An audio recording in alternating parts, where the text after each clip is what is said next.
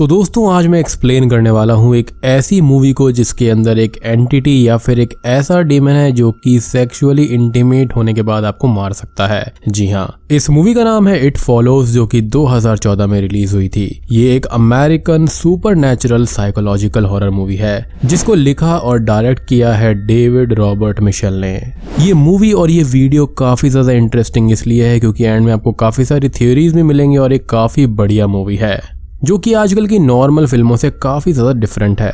तो उम्मीद करता हूं कि आपको ये वीडियो पसंद आएगी, लेकिन वीडियो में आगे बढ़ने से पहले मैं आपको बता दूं कि इस वीडियो को आप एक लाइक कर देना और चैनल पर नए हैं तो यार सबसे पहले एक काम कर दो कि लाल वाला बटन है ना उसको सब्सक्राइब कर दो, क्योंकि आजकल व्यूअर्स काफी ज्यादा ऐसे हैं कि जो वीडियो देख रहे हैं लेकिन सब्सक्राइब नहीं करते हैं। तो please do subscribe and like the video. And एक और गुजारिश है कि अगर आपको वीडियो पसंद आती है, बुरी लगती है, फिर जैसी भी है, तो आप नीचे एक कॉमेंट जरूर कर दिया करो, क्योंकि इससे वीडियो की रीच काफी अच्छी जाती है। एंड मैं उम्मीद करता हूं कि आप सब ऐसा जरूर करेंगे। अब दोस्तों आज मैं आपको वीडियो शुरू करने से पहले बिनोमो ऐप के बारे में बताऊंगा जिससे आप घर बैठे एक्स्ट्रा इनकम कर सकते हो। जी हाँ, अब इसमें आपको ग्राफ को देखकर फोरकास्ट करना है कि ग्राफ ऊपर जाएगा या फिर नीचे, और इससे ओनली 350 रुपीज में स्टार्ट किया जा सकता है। अब ये देखो मैंने 1500 रुपीज से फोरकास्ट किया कि ग्राफ ऊपर जाएगा, और अगर आप डिस्क्रिप्शन में दिए गए लिंक से डाउनलोड करते हैं तो आपको 65,000 रुपीज का एक डेमो अकाउंट मिल जाएगा जिससे कि आप प्रैक्टिस कर सकते हो। और यहाँ पर देखो कि मेरा फोरकास्ट बिल्कुल सही हो गया, और ये अर्निंग अमाउंट जो है वो आप 24 आवर्स में बैंक अकाउंट या फिर पेटीएम के जरिए इजीली विड्रॉ कर सकते हो। पर यहाँ पर थोड़ा सा ध्यान से करना क्योंकि कभी कभी लॉस भी हो सकता है, और मेरे प्रोमो कोड से आपका पहला डिपॉजिट डबल हो जाएगा, यानी कि 400 का 800। तो डाउनलोड करिए बिनोमो ऐप को और एक्स्ट्रा अर्निंग स्टार्ट कीजिए, link is in the description. और भैया इंडिया के अंदर 2 मिलियन से भी ज्यादा बिनोमिस्ट हैं, तो क्या आप उनमें से एक हैं? तो चलिए अब बिना किसी देरी के चलते हैं सीधा वीडियो की तरफ। तो मूवी की शुरुआत होती है एक यंग लेडी एनी को दिखाने से, जो कि अपने घर से निकलकर सड़क पर आकर खड़ी हो गई है। वो बार बार पीछे मुड़कर देखती है और भागती है जैसे कि कोई उसका पीछा कर रहा हो, मगर जब हमें पीछे का सीन दिखाया जाता है तो वहां पर कोई भी नहीं होता। इसका मतलब एनी जिससे भी बचकर भाग रही है वो बस उसे ही दिख रहा है। फिर एनी अपने पेरेंट्स की कार चलाकर वहां से भाग जाती है और बीच के किनारे जाकर बैठ जाती है। तभी उसका फोन बजता है और ये उसके डैड का कॉल होता है। वो अपने डैड से कहती है कि डैड मैं आपको और मॉम को बहुत चाहती हूँ और मुझे माफ कर देना उन बदतमीजियों के लिए जो कि मैंने कभी भी आपसे करी होंगी। अब अगली सुबह हम देखते हैं एनी की डेड बॉडी ओशन बीच के किनारे बहुत ही बुरी अवस्था में थी। उसके पैर को तोड़कर उल्टा कर दिया गया था, और गाइस ये मूवी के स्टार्ट में ही दिखाया जाता है। और ये एक ऐसा हॉरर सीन है जिसे देखने के बाद आप इस मूवी को पूरा देखे बगैर छोड़ नहीं पाओगे। खैर अब मूवी का सीन यहाँ पर लीड कैरेक्टर जे की ओर शिफ्ट होता है। जे बैकयार्ड में अपने पूल में नहा रही होती है और तभी उसकी सिस्टर कैली आकर ये पूछती है कि क्या तुम मेरे साथ मूवी देखने चलोगी। जे यहाँ पर मना कर देती है। वो बताती है कि आज शाम को वो अपने बॉयफ्रेंड के साथ में मूवी देखने जा रही है। और फिर हम आगे ये देखते हैं कि जे रेडी होकर अपने बॉयफ्रेंड यू से मिलने चली जाती है। अब यहाँ पर थिएटर की एंट्री लाइन में लगे हुए जे बोर हो रही थी, तो वो यू से ये कहती है कि चलो एक गेम खेलते हैं। वो कहती है कि भीड़ में से ऐसे 2 लोगों को चुनो जिनके साथ तुम अपनी जगह बदलना चाहोगे। यू पहले तो एक बच्चे को चुनता है और जे पूछती है कि ऐसा क्यों। तो यू ये कहता है कि उस बच्चे को देखो, उसे कोई भी फिक्र नहीं है और ना ही किसी काम की परवाह है, तो मैं इसी तरह अपनी पूरी जिंदगी बिताना चाहूंगा। फिर थिएटर के अंदर ही ह्यू एक और लड़की को चूज करता है। जे पूछती है कि कहाँ है वो लड़की, तो ह्यू एग्जिट गेट की ओर इशारा करता है और जे कहती है कि वहां पर कोई भी नहीं है। फिर ह्यू ये कहता है कि वो येलो ड्रेस में है, तुम्हें लड़की नहीं दिख रही, तो जे ये कहती है कि वहां पर कोई भी नहीं है। ये सुनते ही ह्यू डर जाता है और जल्दी में वहां से जे को लेकर तुरंत ही निकल जाता है और कुछ नहीं बताता कि असल में हुआ क्या है। अब अगले दिन जे ह्यू से दोबारा मिलती है और इस बार ह्यू जे को अपनी कार में एक सुनसान सी जगह पर ले जाता है जहां पर वो दोनों ही कार में इंटीमेट होते हैं। और फिर सब कुछ होने के बाद में ह्यू बियर लेने कार से बाहर जाता है और बियर लाकर ह्यू इस बार जे के पीछे से आता है और एकदम से ही वो जे को क्लोरोफॉर्म से बेहोश कर देता है, जो कि काफी शॉकिंग था। अब थोड़ी देर के बाद में जब जे को होश आता है तो वो ये देखती है कि उसके हाथ पैर एक व्हील चेयर से बने हुए हैं और वो एक खंडर पड़ी हुई बिल्डिंग में है। ह्यू एक टॉर्च लेकर बिल्डिंग में इधर उधर कुछ देख रहा होता है और फिर ह्यू ये कहता है कि जे मैं तुम्हें नुकसान नहीं पहुंचाना चाहता हूँ, बस इतना जान लो कि वो तुम्हारा हमेशा पीछा करेगी और तुम्हें बस किसी और के साथ सोना है इस कर्ज को पास ऑन करने के लिए। अब ऑब्वियसली यहाँ पर जे को कुछ भी समझ में नहीं आता और वो चिल्लाकर पूछते हैं कि तुम करना क्या चाहते हो। तभी ह्यू ये कहता है कि वो आ गई और जे जब सामने देखते हैं तो वहां से एक लड़की चलकर आ रही होती है और वो पूरी नेकेड होती है। और फिर ह्यू जे को वहां से लेकर भागता है और ये कहता है कि कभी भी ऐसी जगह पर मत रहना जहां पर एक ही एग्जिट हो। और फिर ह्यू जे को उसी हाल में उसके घर पर छोड़कर चला जाता है। अब दोस्तों यहाँ तक हमको ये पता चल चुका है कि ये जो कुछ भी है वो किसी कर्स का हिस्सा है और ये जो कर्स है इसको पास ऑन किया जा सकता है, लेकिन इसके लिए आपको किसी और के साथ में इंटीमेट होना होगा। और ये एंटिटी या फिर डीमन या फिर आत्मा किसी का भी रूप लेकर सामने आ सकती है। वो अनजान और जान पहचान वाला कोई भी हो सकता है, मगर ये डीमन या फिर एंटिटी रन नहीं कर सकती, इसलिए इससे बचने के लिए चौकन्ना रहना होता है और इसे देखते ही भाग जाना होता है। क्योंकि अगर ये रन कर सकती तो यहाँ पर अब तक ये इनको पकड़ लेती, लेकिन ऐसा कुछ भी नहीं हुआ। और यहाँ पर ह्यू ने जे को एक और बात बताई थी कि अगर इस एंटिटी ने उसको पकड़ लिया तो वो उसको मार देगी और जिससे उसका प्रीवियस कनेक्शन होगा वो उसके लिए वापस आएगी, यानी कि ह्यू के लिए। अब आगे होता यह है कि ह्यू पर पुलिस केस हो जाता है, मगर पुलिस को ह्यू कहीं पर भी नहीं मिलता क्योंकि असल में ह्यू का रियल नेम और उसकी आइडेंटिटी कुछ और ही होती है और वो फेक आइडेंटिटी के साथ जे से मिला था, यानी कि उसका मकसद सिर्फ ये कर्स पास करना था। अब हम आगे देखते हैं कि जे अपने स्कूल की क्लास में है, मगर उसका ध्यान लेक्चर पर नहीं था और वो खिड़की के बाहर गार्डन को देख रही थी। तभी उसकी नजर एक वियर्ड सी ओल्ड लेडी पर जाती है जो कि विंडो की तरफ धीरे धीरे चलते हुए आ रही थी। एंड यहाँ पर आप देखिए इसने नाइट ड्रेस पहनी है और जे का ध्यान ह्यू की बात पर जाता है और वो क्लास से भाग जाती है। जे ये सारी बात अपनी सिस्टर कैली और फ्रेंड पॉल को बताती है और वो बताती है कि ह्यू ने जैसा भी कहा था वैसा ही हो रहा है, मगर वो दोनों उसका यकीन नहीं करते। और फिर पॉल कहता है कि चलो आज मैं तुम्हारे घर पर नाइट स्टे करके पहरा दूंगा और देखूंगा कि सही में कोई तुम्हारा पीछा करता है या फिर नहीं। अब रात में हम ये देखते हैं कि कैली सो चुकी है, मगर जे को डर के मारे नींद ही नहीं आती और वो पॉल के पास नीचे रूम में जाती है। फिर दोनों आपस में बचपन की बातें करने लगते हैं। तभी जे के घर पर कोई शीशा तोड़ देता है और जे समझ जाती है कि वो आत्मा आ चुकी है। और जब पॉल कैली को बुलाने ऊपर रूम में जाता है तभी जे के सामने वो आत्मा आ जाती है, या फिर डीमन या फिर एंटिटी। और इस बार वो एक ऐसी लड़की के रूप में थी जिसके दांत टूटे हुए हैं और वो फर्श पर टॉयलेट करते हुए जे की तरफ चलती आ रही थी। और यहाँ पर भी इस लड़की ने नाइट ड्रेस पहनी है। खैर जे उसे देखते ही चिल्लाने लगती है और फिर वो तुरंत ही अपने घर से बाहर निकलती है और पब्लिक गार्डन की तरफ भाग जाती है, जहाँ पर वो खुले में दूर से ही उस आत्मा को देख सके। अब जे का पीछा करते हुए कैली, पॉल और उसकी फ्रेंड यारा भी वहाँ पर पहुँचते हैं और उन्हें वहाँ पर देखकर उनके पड़ोस का लड़का ग्रेग भी वहाँ पर आ जाता है और वो सब जे को संभालने लगते हैं। अगले दिन हम देखते हैं कि ये पांचों लोग ह्यू के उस मकान में छानबीन के लिए जाते हैं जहां पर वो रहता था। वो सब छानबीन के दौरान देखते हैं कि ह्यू ने सारी खिड़कियों पर खाली बॉटल्स लटका रखी हैं ताकि अगर कोई भी घर में घुसने की कोशिश करे तो शोर से उसको पता चल जाए। और फिर पॉल की मैगजीन्स में दबी हुई ह्यू की एक फोटो मिलती है जिसमें कि उसने ऑल्सन हाई स्कूल की जैकेट पहनी है।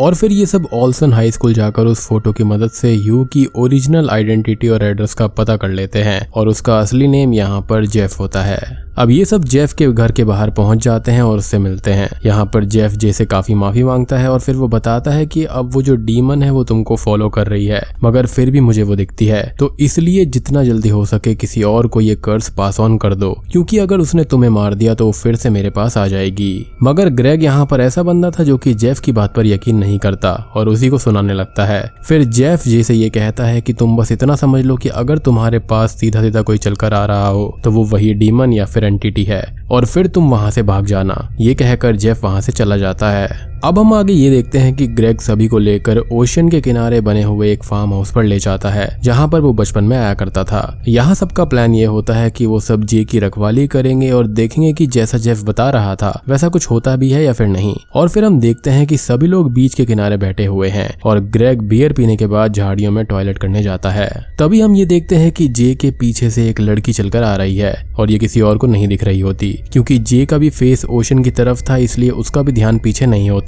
अब कैली ये देखती है कि जे के बाल खुद पे खुद हवा में लेविटेट हो रहे हैं, यानी कि ऊपर उठ जाते हैं। और जब तक जे का ध्यान पीछे जाता वो डीमन या फिर एंटिटी जे के बाल पकड़कर उसको मारने लगती है। तभी पॉल चेयर उठाकर उस एंटिटी को अंदाजे से मारता है, लेकिन वो चेयर टूट जाती है और जब वो पॉल को मारती है तो पॉल 5 से 6 कदम हवा में उड़ता हुआ पीछे जाकर गिरता है। अब जे जैसे तैसे करके अपने बाल छुड़ाकर वहां से भागती है और स्टोर रूम में जाकर वहां पर रखी हुई गन से उस एंटिटी को शूट करती है, मगर उसको कुछ भी नहीं होता। और फिर जे वहां से निकलकर ग्रेग की कार में पहुंचती है और वहां से ड्राइव करके भागने की कोशिश करती है, जिस दौरान उसका एक्सीडेंट हो जाता है। अब हम देखते हैं कि जे हॉस्पिटल में एडमिट है और ग्रेग उसके लिए बहुत परेशान होता है क्योंकि वो उसे चाहने लगा है। अब क्योंकि जो रिसेंट इंसिडेंट हुआ था उस टाइम ग्रेग टॉयलेट के लिए गया हुआ था, इसलिए वो सब कुछ नहीं देख पाया और अभी भी वो ये मानता है कि जे ने जो कुछ भी देखा है वो उसका एक वहम था। और फिर हम आगे ये देखते हैं कि ग्रेग हॉस्पिटल में ही जे के साथ में इंटीमेट होता है क्योंकि वो इन सब बातों पर विश्वास नहीं करता था और वो खुद ये सब एक्सपीरियंस करना चाहता था।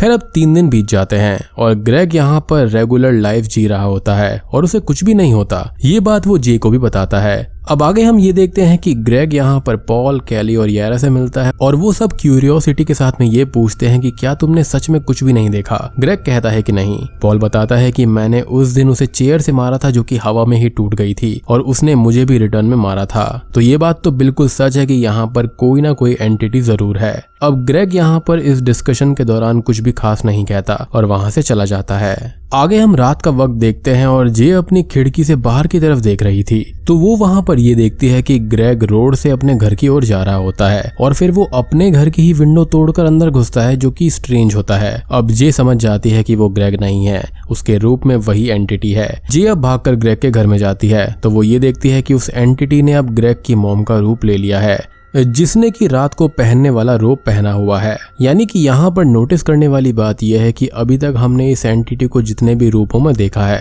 तो वो यहाँ पर हमेशा नाइट ड्रेस में होती है या फिर वैसे कपड़े होते हैं कि जो कि रात को सोने के लिए कंफर्टेबल होते हैं या फिर वो कपड़ों में होती ही नहीं है। एक और शॉकिंग चीज कि यहाँ पर जब भी इस एंटिटी की एंट्री होती है तो उससे पहले हमको कुछ ना कुछ रेड देखने को मिलता है। अब चाहे वो रेड कपड़े हो, बॉल हो या फिर थिएटर के पीछे का बैकग्राउंड हो। अब रेड से यहाँ पर मतलब हो सकता है कि खतरा। तो इसका मतलब सिंपल सा है कि भैया ये एंटिटी आने वाली है, अपना बोरिया बिस्तर बांधो और सीधा निकल लो। एनीवेज, जब तक वो ग्रेग को कुछ भी बता पाती वो आत्मा ग्रेग के ऊपर अटैक कर देती है और उसे मार देती है और यहाँ पर वो उसके साथ में इंटीमेट भी हो रही थी जो कि काफी वियर्ड था। जे ये सब देखकर वहां से भाग जाती है क्योंकि उसको ये काफी अजीब लगता है और शॉकिंग भी लगता है। यानी कि अब तक यहाँ पर जे समझ चुकी थी कि ये एंटिटी वाकई में उनको मार सकती है। अब अगले दिन हम ये देखते हैं कि जे बीच के किनारे पर है और वो वहां पर बोट पर 3 लड़कों को देखती है और वो उनके साथ में इंटीमेट होने का प्लान बनाती है क्योंकि ग्रेग मर गया है। इसका मतलब कि अब वो एंटिटी लौटकर वापस जे के पास में आएगी और ऐसा होने से पहले जे इस कर्स को किसी दूसरे को पास ऑन करना चाहती थी।